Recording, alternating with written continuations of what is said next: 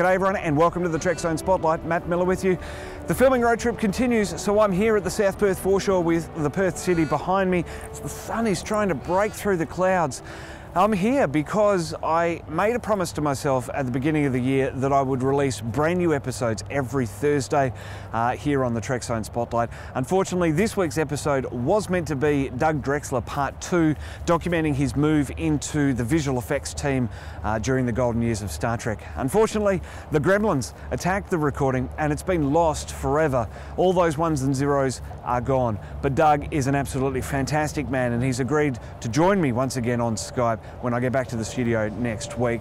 So be on the lookout for that around Saturday next week, because Thursday next week is the second anniversary of when Alec Peters joined me on the show, his one and only appearance.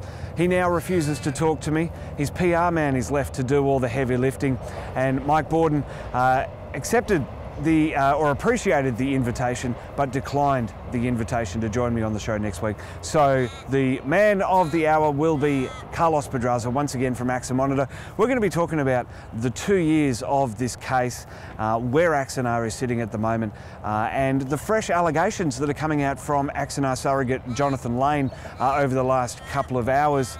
Will also be documented. I'm going to be updating the piece. Carlos and I recorded it earlier this week here in Perth.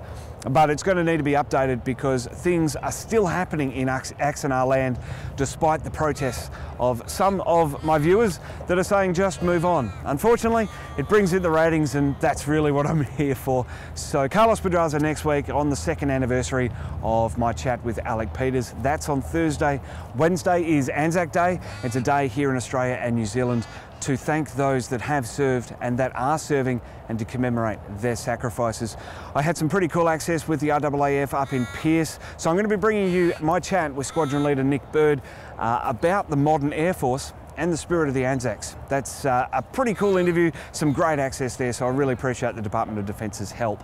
And once more with filming begins tomorrow, wraps on Saturday. Be sure to follow Trekzone.org on Twitter if you're not already, because I'm going to be posting some photos from behind the scenes throughout the day. It's going to be pretty exciting. I've had production meetings with Jeremy Levi and Chloe Jean Vincent over the last couple of days. They're excited to sink their teeth into this production, this unique production, a behind the scenes style, table read-esque, in the virtual studio that you've seen this year on the Trekzone Spotlight.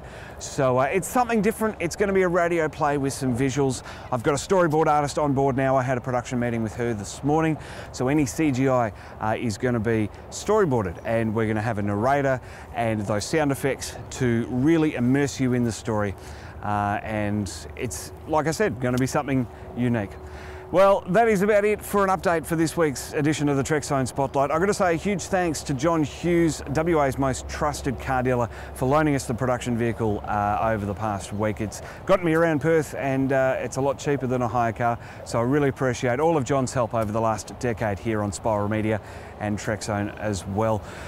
Be on the lookout for Once More with Feeling, my part 2 with Doug Drexler when I get back to the studio, my second year anniversary of Alec Peters on the show with Carlos Pedraza, and of course the Anzac Day special as well. It's a big week coming up here on the Trekzone Spotlight.